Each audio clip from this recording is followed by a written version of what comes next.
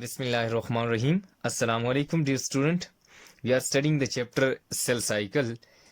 In the previous lectures, we have discussed about the mitosis, stages of mitosis, and finally we have discussed the significance of mitosis. When we defined mitosis, we say that mitosis is the type of cell division in which a parent cell divides into two daughter cells and each daughter cell maintain the chromosome number as like in parent. कहते हैं कि mitosis हमारे पास एक ऐसा process है cell division का जिसके अंदर कोई भी पेरेंट सेल दो डॉटर सेल के अंदर डिवाइड हो जाता है और जब डिवाइड होता है तो उसके अंदर क्रोमोसोम्स का नंबर जो है वो मेंटेन रहता है जैसा कि पेरेंट के अंदर मौजूद होता है। ये फिर उसकी स्टेजेस हमने डिस्कस की थी, फिर उसके बाद सिग्निफिकेंस हमने डिस्कस कर ली थी। अब क्योंकि सेल डिवीजन की दो फेजेस, एक माइटोसिस और दूसरी मियासिस जो है ये हमने पढ़ ली थी। माइटोसिस तो हमने पढ़ ली, अब हम आते हैं मियासिस की तरफ। अब जैसे माइटोसिस के अंदर डिवीजन होती है, आया इधर भी उसी तरह डिवीजन होगी या नहीं होगी? क्या उसके अंदर जिस तरह क्रोमोसोम्स का नंबर जो है वो मेंटेन रहता है, क्या इसके अंदर भी मेंटेन रहेगा या नहीं? इन सारे क्वेश्चंस का आंसर हम आज के लेक्चर में देंगे कि मियासिस के अंदर क्या होता है और किस तरह जो है वो डिवीजन ऑफ सेल होती है। Let's start. Greek word meiosis is derived from Greek word meion which means to make small or reduce anything. Meiosis का जो वर्ड है वो एक ग्रीक वर्ड मियान से लिया गया है जिसका मतलब है किसी चीज को कम बनाना या रिड्यूस कर देना किसी चीज को। अब मियासिस किस चीज को रिड्यूस करती है? यहां पे ये क्वेश्चन राइज हो रहा है कि किस चीज को रिड्यूस करती है। तो मियासिस रिड्यूस करती है क्रोमोसोम्स के नंबर को। किस चीज को? क्रोमोसोम्स के नंबर को। Chromosome number. पहले तो माइटोसिस के अंदर मेंटेन रहता है, यानी कि पेरेंट के अंदर, पेरेंट सेल के अंदर जो क्रोमोसोम्स का नंबर था वही डॉटर सेल के अंदर मेंटेन रहता है। अब लेकिन मियासिस के अंदर ऐसा नहीं होता। तो अब ऐसा नहीं होता तो फिर किस तरह जो है ये डिवाइड होकर आगे हाफ नंबर ऑफ क्रोमोसोम्स में कन्वर्ट हो जाते हैं? तो देखते हैं, पहले डिस्कवरी की तरफ जाते हैं कि मियासिस का जो प्रोसेस था इसको डिस्कवर करने वाला कौन शख्स था। It was discovered by German biologist named Oscar Hartwig in 1876. एक जर्मन बायोलॉजिस्ट था जिसका नाम ऑस्कर हर्टविग था। 1876 के अंदर इसने डिस्कवर किया था मियासिस का process.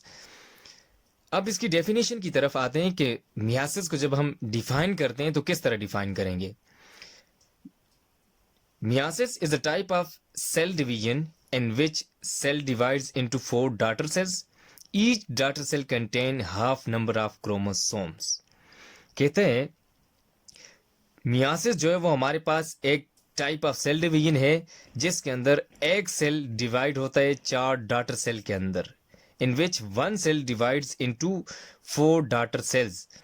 Each daughter cell contain half number of chromosomes. कहते हैं कि जो पेरेंट सेल है वो 4 डॉटर सेल के अंदर कन्वर्ट हो जाता है, डिवाइड हो जाता है, और हर एक जो डॉटर सेल होता है उसके अंदर हाफ नंबर ऑफ क्रोमोसोम्स होता है। यानी कि अगर पेरेंट के अंदर 46 है तो जो डॉटर सेल होगा उसके अंदर 23 होगा। इस तरह यानी कि मियासिस जो है वो रिड्यूस कर देती है, जो उसका क्रोमोसोम्स का नंबर है उसको रिड्यूस कर देती है। तो इसकी डेफिनेशन सिंपल हम ये कहते हैं कि ऐसी सेल टाइप, ऐसी सेल डिवीजन जिसके अंदर एक सेल जो है 4 डॉटर सेल के अंदर कन्वर्ट हो, डिवाइड हो, और 7 जो डॉटर सेल्स हैं उनके अंदर जो क्रोमोसोम्स का नंबर है वो हाफ रहे। तो इस तरह की जो डिवीजन होती है उसको हम मियासिस कहते हैं। अच्छा, नेक्स्ट पॉइंट है it is also called reduction division.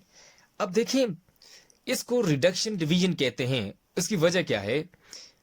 In meiosis diploid chromosomes reduce to haploid chromosomes. इसको रिडक्शन डिवीजन इस वजह से कहते हैं कि जो डिप्लॉइड क्रोमोसोम्स का नंबर होता है वो हेप्लॉइड क्रोमोसोम्स नंबर में आ जाता है, यानी कि डिप्लॉइड को हेप्लॉइड में कन्वर्ट कर देती है। इस वजह से इसको हम रिडक्शन डिवीजन कहते हैं। यहां देखें, बिफोर डिवीजन 2n था, तो जब डिवीजन हो गई तो ये n रह गया, यानी कि एक पेरेंट सेल 4 डॉटर सेल के अंदर कन्वर्ट हुआ, डिवाइड हुआ है, और डिवाइड होने के बाद अब पहले जो एक पेरेंट सेल था उसके अंदर 2n नंबर ऑफ क्रोमोसोम्स थे, लेकिन जब वो डिवाइड हो जाते हैं तो डॉटर सेल के अंदर सिर्फ n नंबर ऑफ क्रोमोसोम्स यानी कि हैप्लॉइड नंबर ऑफ क्रोमोसोम्स उसके अंदर मौजूद होते हैं। इस वजह से इसको रिडक्शनल डिवीजन कहते हैं, क्योंकि ये रिड्यूस कर रही है क्रोमोसोम्स के नंबर को।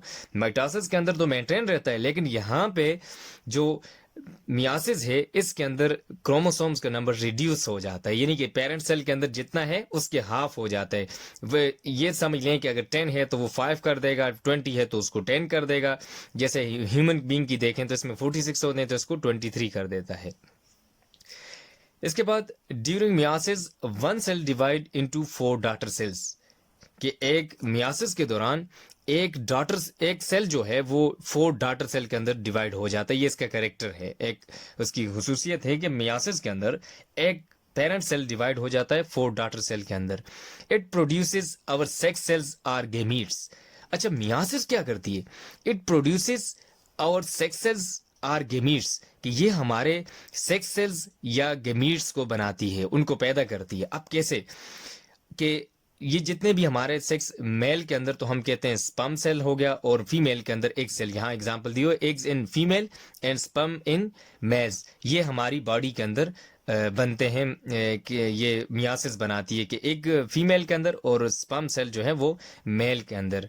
ये जब आप 10th क्लास में जाएंगे वहाँ oogenesis और स्पर्मेटोजेनेसिस वाला टॉपिक है, वो डिटेल में आपको पढ़ाया जाएगा, और फिर आपको ये समझ आ जाएगी कि सेक्स सेल्स किस तरह प्रोड्यूस होते हैं। अगर आपको देखना है तो मेरा जो 10th क्लास का कल का लेक्चर है उसको आप देख सकते हैं। उसमें मैंने oogenesis और स्पर्मेटोजेनेसिस को डिस्क्राइब किया हुआ है।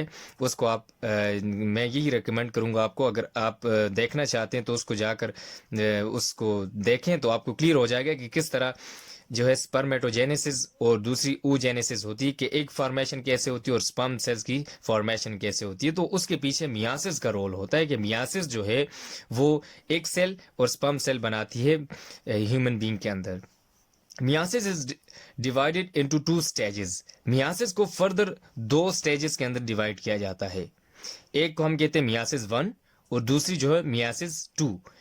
इसको मियासिस 1 और मियासिस 2 के अंदर इस वजह से हम कहते हैं, इसको डिवाइड करते हैं, क्योंकि इसके अंदर एक सेल पहले जो है इस तरह देखें, ये पेरेंट सेल है तो ये डिवाइड हो गया, पहले 2 सेल के अंदर डिवाइड होता है, और फिर आगे जाकर फिर ये जो है आगे फर्दर 2 सेल के अंदर ये डिवाइड हो जाते हैं, यानी कि ये और ये टोटल जो है हमारे पास 4 सेल्स एट द रिजल्ट जो है 4 सेल्स बनते हैं। तो इस तरह पहले एक सेल, 2 सेल, ये यहाँ तक जो है मियासिस 1 और फिर इधर से आगे मियासिस 2 होती है। इस वजह से इसको हम कहते हैं कि यानी कि ट्वाइस डिवीजन होती है मियासिस के अंदर। एक को हम मियासिस 1 कहते हैं और दूसरी डिवीजन को मियासिस 2 कहते हैं। तो अब इनको देखते हैं कि मियासिस 1 किस तरह होती है और मियासिस 2 किस तरह होती है। आज के लेक्चर में हम सिर्फ मियासिस 1 को पढ़ेंगे। नेक्स्ट लेक्चर में इंशाल्लाह हम मियासिस 2 को डिस्कस करेंगे। Meiosis 1, this phase consist of 4 stages which are as under. जो मियासिस 1 है ये 4 स्टेजेस के ऊपर कंसिस्ट होती है। कौन कौन सी? Prophase 1, metaphase 1, anaphase 1, telophase 1। ये 4 फेजेस होती हैं मियासिस 1 के अंदर।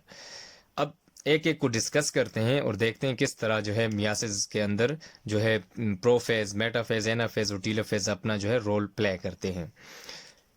This phase, prophase 1, this phase usually accounts 90% of the total time spent in meiosis. ये जो प्रोफेज 1 है ये 90% ऑफ द टोटल टाइम जो है स्पेंड करती है, क्योंकि मियासिस ज्यादातर जो है इस फेज के अंदर रहती है, प्रोफेज पे अपना जो है सारा टाइम जो है वो स्पेंड करती है। यानी कि इस फेज के ऊपर 90% ऑफ द टोटल टाइम जो है स्पेंड होता है मियासिस का। Chromatin material condenses and chromosomes become visible. इस प्रोफेज के अंदर जो क्रोमेटिन मटेरियल होता है, जाहिर है पहले तो उसके अंदर क्रोमेटिन मटेरियल डिस्पर्स पड़ा होता है, हमें तो क्रोमोसोम्स नजर नहीं आते, पहले वो डिस्पर्स पड़ा हुआ होता है, फिर वो अरेंज होकर वो कंडेंसेस होते हैं, यानी कि टुगेदर इकट्ठे होते हैं, या फिर इस तरह के जो हमें नजर आ सकें। एंड क्रोमोसोम्स उस वो मटेरियल कंडेंस होकर क्रोमोसोम्स बना देते हैं, और वो क्रोमोसोम्स हमें विजिबल हो जाते हैं, हम उनको इजीली देख सकते हैं अंडर माइक्रोस्कोप।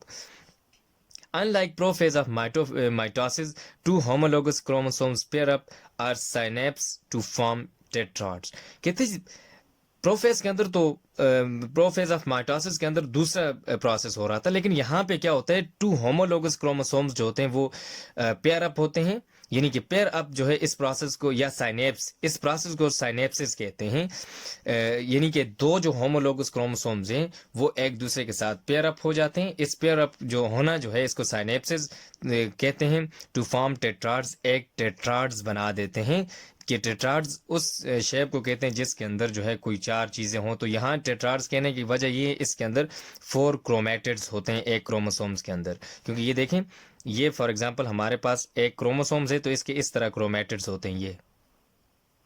ये अब देखें 4 क्रोमेटिड्स हैं, इस वजह से इसको टेट्राड्स कहते हैं। तो जो इस प्रोफेज के अंदर जो होमोलोगस क्रोमोसोम्स हैं वो पेयर अप होते हैं। पेयर अप होने को हम साइनेप्सिस कहते हैं, और ये आगे टेट्राड्स बना देते हैं। इस स्ट्रक्चर को हम टेट्राड्स कहते हैं क्योंकि इसके 4 क्रोमेटिड्स होते हैं, इस वजह से हम इसको टेट्राड्स कहते हैं, यानी कि 4 क्रोमेटिड्स वाली स्ट्रक्चर को। अच्छा, इसके बाद हम डिस्कस करते हैं non-sister chromatids of homologous chromosomes become zipped together forming complexes known as chiasmata।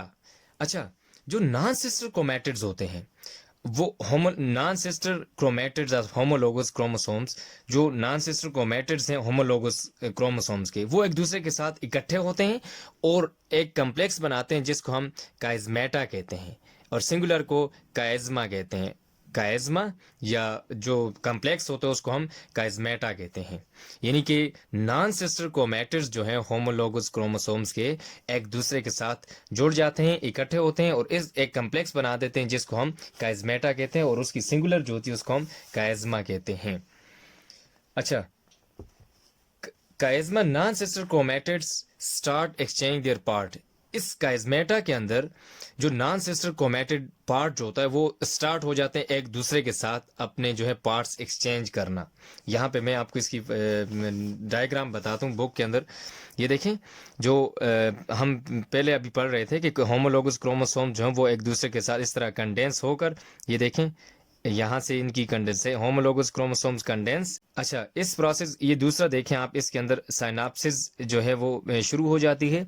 इधर जो है बाइवेलेंट फॉर्म, यानी कि दोनों जो क्रोमोसोम्स जो क्रोमैटिड्स हैं वो एक दूसरे के साथ जुड़ जाते हैं और आगे जाएं क्रॉसिंग ओवर हो रही, क्योंकि यहाँ पे काइजमेटा जब बनती है तो ये देखें इसके नॉन सिस्टर क्रोमैटिड्स हैं ये दोनों, एक क्रोमोसोम दूसरा है, एक इसका एक्सचेंज कर दिया उन्होंने, इधर से ये वाला इधर एक्सचेंज होगा, इसको इस प्रोसेस को क्रॉसिंग ओवर कहते हैं। तो इस तरह ये आगे जाकर काइजमा या काइजमेटा जो है बना देते हैं इस कम्प्लेक्स को। ये देखें, अब ये जो बना है इसको हम काइजमा कहते हैं या काइजमेटा।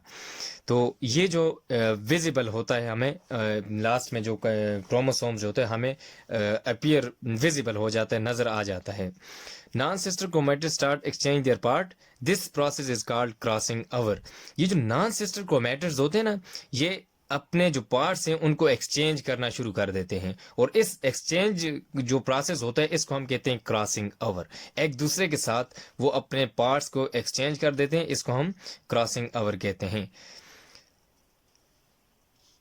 अच्छा, इसके बाद नेक्स्ट स्टेप है nucleoli disappear and nuclear envelope breaks. अच्छा, इसके बाद ये जो एनम फेज स्टार्ट वाली प्रोफेज वाली जो फेज है, इसके अंदर न्यूक्लियोलाई जो होता है वो डिसअपीयर हो जाता है, और साथ साथ न्यूक्लियर एनवेलप जो है वो ब्रेक्स यानी कि टूटना शुरू हो जाती है।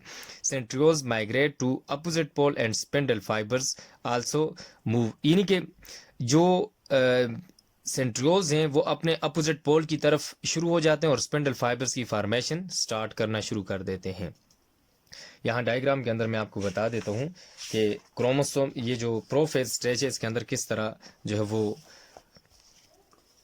अब देखें यहाँ पे ये काइजमेटा जो मैंने अभी आपको बताया कि यहाँ ये क्रॉसिंग ओवर हुई, और इस कम्प्लेक्स को हम कहते हैं काइजमेटा, यहाँ पे भी हुई ये इस जगह पे, और यहाँ पे ये हमारे पास होमोलोगस क्रोमोसोम्स हैं, और ये न्यूक्लियर एनवेलप अब देखें बर्स्ट, यानी कि वो टूटना शुरू हो गई है, ये इसके पीसेज हैं, इस तरह ये ब्रेक होना शुरू हो जाती है। और जो सेंट्रियोल्स होते हैं ये अपने अपोजिट पोल की तरफ, यानी कि ये इस तरफ आ जाता है और दूसरा उसके अपोजिट सामने चला जाता है, और इसमें से यहाँ स्पिंडल फाइबर्स जो है वो उनकी फॉर्मेशन होना स्टार्ट हो जाती है, यानी कि स्पिंडल फाइबर्स, तो ये फिर आगे पेयर अप होकर उनको अपनी तरफ जो है पुल करते हैं, और ये स्पिंडल फाइबर्स यहाँ से फॉर्म हो जाते हैं और दूसरा सेंट्रियोल्स जो हैं वो अपने अपोजिट पोल ऑफ सेल की तरफ मूव करना शुरू हो जाते हैं। ये हमारे पास प्रोफेज के अंदर होता है। इसके बाद दूसरी फेज है metaphase. Homologous chromosomes arrange themselves during metaphase plate. जो होमोलोगस क्रोमोसोम्स होते हैं वो अपने आप को जो है मेटाफेज प्लेट के दौरान अरेंज कर लेते हैं। मेटाफेज प्लेट माइटोटिक अपरेटस जो पिछले लेक्चर के अंदर मैंने आपको डिस्कस किया था कि मेटाफेज प्लेट ड्यूरिंग जो मेटाफेज प्लेट बनती है उसके अंदर जो है क्रोमोसोम जो है एक दूसरे को अरेंज कर देते हैं। अच्छा, इसके बाद spindle fibres from one pole attaches to one chromosomes of each homologous pair. कहते हैं जो स्पिंडल फाइबर्स होते हैं वो इस तरह, यानी कि फॉर एग्जांपल ये हमारे पास एक क्रोमोसोम्स है ये, तो इस तरफ अगर एक स्पिंडल फाइबर है वो इसको इधर से अटैच कर लेगा और दूसरी तरफ से इधर वाला जो स्पिंडल फाइबर इसके साथ अटैच होगा। while other spindle fibers from opposite pole attach to the other chromosomes of homologous pair। ये homologous pair का क्रोमोसोम है हमारे पास। ये देखें यहाँ पे इस साइड से जो स्पिंडल फाइबर है वो इसको इधर से अटैच कर लेगा और इधर से ये वाला क्रोमोसोम स्पिंडल फाइबर जो है वो इसके साथ अटैच हो जाएगा। ये हमारे पास है मेटाफेज 1। यहाँ डायग्राम के अंदर बुक के अंदर आप देखें ये मेटाफेज 1 है। इसके अंदर ये स्पिंडल फाइबर्स जो हैं यहाँ से राइज हो जाते हैं और एक क्रोमोसोम्स के जो पेयर होता है उसको एक साइड से एक स्पिंडल फाइबर जो है वो अटैच हो जाता है और दूसरी साइड से दूसरा जो है स्पिंडल फाइबर। और स्पिंडल फाइबर जो है एक माइक्रोट्यूब्यूल होती है ना, कि वो स्ट्रक्चर उसकी अगर देखें तो एक ट्यूब लाइक स्ट्रक्चर होती है जिसको हम माइक्रोट्यूब्यूल कहते हैं और ये इस तरह उसके साथ उसको अटैच कर लेते हैं इधर से भी और इस साइड से भी, दोनों से। तो ये हमारे पास होती है मेटाफेज 1। और यहाँ पे ये मेटाफेज प्लेट, ये जो अभी मैंने आपको बताया, देखें ये मेटाफेज प्लेट ये वाली जो होती है इसको हम मेटाफेज प्लेट कहते हैं यहाँ पे। अच्छा, इसके बाद है anaphase. Spindle fibres pull towards poles and separate the chromosomes, each number of pair is pulled toward opposite. अच्छा, जो स्पिंडल फाइबर्स होते हैं वो क्रोमोसोम्स को सेपरेट कर देते हैं क्रोमेटिड्स के अंदर और उनको अपनी तरफ खींचना शुरू कर देते हैं। Each member of pair is pulled toward opposite pole, यानी कि उसका एक हिस्सा, यानी कि अब देखें ये क्रोमोसोम्स है, इसको जब ये इस तरह सेपरेट करेगा तो एक इधर चला जाएगा एक इधर। अब देखें ईच मेंबर, यानी कि ये वाला भी और ये पेयर का ये भी मेंबर है और ये भी मेंबर है। अब ये इसको अपनी तरफ खींचेगा और ये इसको अपनी तरफ खींचेगा, यानी कि अपोजिट पोल की तरफ वो लेकर जाएंगे।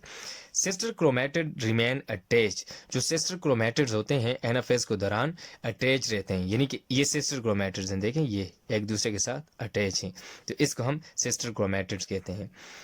Haploid set of chromosomes is formed at each pole. अब दोनों पोल के ऊपर, ये फॉर एग्जांपल एक सेल है हमारे पास, ये इधर एक पोल ये है एक पोल ये है, तो इन दोनों पोल्स के ऊपर एक हैप्लॉइड नंबर ऑफ क्रोमोसोम्स बन जाएगा यहाँ, यानी कि इस साइड पे भी और इस साइड पे भी, दोनों ये दो साइड्स हैं इसकी। ये जब इसको पीछे लेकर जाते हैं अपनी तरफ पुल करते हैं तो उसके ऊपर हैप्लॉइड सेट ऑफ क्रोमोसोम्स जो है वो बन जाते हैं, इस साइड पे भी और इस साइड पे भी। Still it contain 2 sister chromatids, यानी कि ये जो क्रोमोसोम्स ये इसके ऊपर दोनों जो है सिस्टर क्रोमेटिड्स होते हैं, यानी कि इसके अंदर ये आगे इसके अंदर 2 सिस्टर क्रोमेटिड्स मौजूद होते हैं। अच्छा, इसके बाद लास्ट फेज है हमारे पास मियासिस 1 की, टीलोफेज 1। अब after the chromosomes reach their respective poles, जब क्रोमोसोम्स अपने रिस्पेक्टिव पोल्स की तरफ पहुंच जाते हैं, nuclear envelope reappears along with the appearance of nucleoli. कहते हैं कि जब क्रोमोसोम जो है वो अपने रिस्पेक्टिव पोल्स की तरफ पहुंच जाते हैं, उनके पेयर्स जो है अपने रिस्पेक्टिव पोल्स की तरफ पहुंच जाते हैं, तो उस दौरान न्यूक्लियर एनवेलप जो पहले डिसअपीयर हुई थी अब दोबारा रीअपीयर होना शुरू हो जाती है और साथ जो न्यूक्लियोलाई जो है डिसअपीयर हुआ था उसको भी उसकी भी अपीयरेंस हो जाती है। जब ये न्यूक्लियर एनवेलप भी अपीयर हो गई और उसके अलावा जो है न्यूक्लियोलाई भी अपीयर हो गया, तो अब यानी कि 2 डॉटर सेल बन रहे हैं, तो उस दौरान जो सेल मेम्ब्रेन जो होगी वो इन्वेजिलेट हो जाएगी और उसके बाद एक प्रोसेस होगा जिसको हम साइटोकाइनेसिस कहते हैं कि 2 haploid daughter cells are form. जब साइटोकाइनेसिस होगी तो 2 हैप्लॉइड सेल्स बन जाएंगे हमारे पास, डॉटर सेल्स। अब ये देखें यहाँ पे मेटाफेज हुई, मेटाफेज के अंदर मेटाफेज तक मैंने आपको बता दिया। तो उसके बाद एनाफेज कि ये इनको अपने रिस्पेक्टिव पोज की तरफ खींचते हैं। अब ये सिस्टर क्रोमेटिड्स हैं, ये दोनों, ये भी सारे अपने अपने सिस्टर क्रोमेटिड्स हैं, एक दूसरे को अपनी तरफ खींच रहे हैं। ये स्पिंडल फाइबर्स अपनी इधर रिस्पेक्टिव जो इनके अपोजिट पोल्स हैं उनकी तरफ। और आगे जाकर देखें यहाँ पे भी दोबारा ये जो लास्ट फेज है टीलोफेज 1, इसके अंदर न्यूक्लियर एनवेलप जो है वो दोबारा अपीयर होना स्टार्ट हो जाती है और साथ साथ न्यूक्लियोलाई जो है वो भी अपीयर होना स्टार्ट हो जाता है। इस तरह दो जो है डॉटर सेल बन जाते हैं by the process of cytokinesis.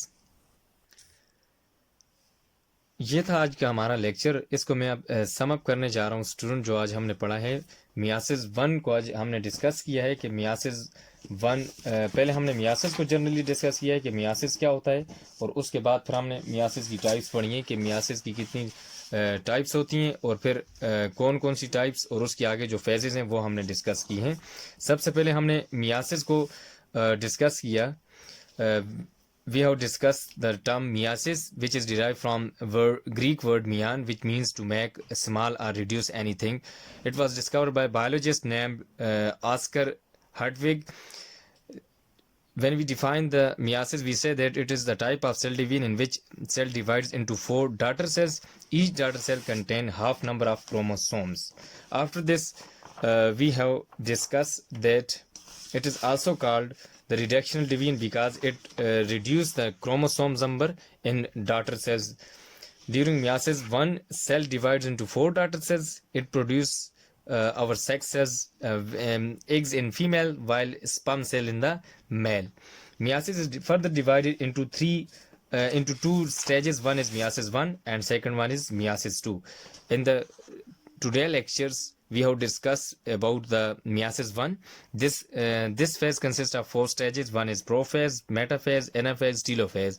We have discussed prophase in detail. After this, we have discussed metaphase, and then we have discussed anaphase, and finally we have discussed the telophase of the today lecture. Student, it was all about the today lecture. If you have any query, you may ask.